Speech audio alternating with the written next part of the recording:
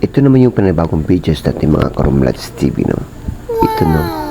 Nakita naman natin mga Karumlads TV na sobrang linaw, walang problema, walang kaaway-uhay. So mga Karumlads, no? Kung inani pa lang ang mga tao, no? Na dili maritis, dili manggusga, dili underestimate ang tao, wala tingali gubot. Wala malinaw tingali ang Pilipinas. Ayaw, di ma!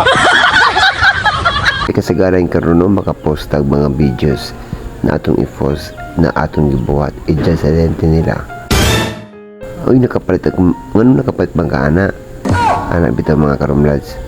Grabe yung pagkaubos sila sa ato no, once na makabuhat ang content na atong gigastuhan, ilan na nitang i-underestimate.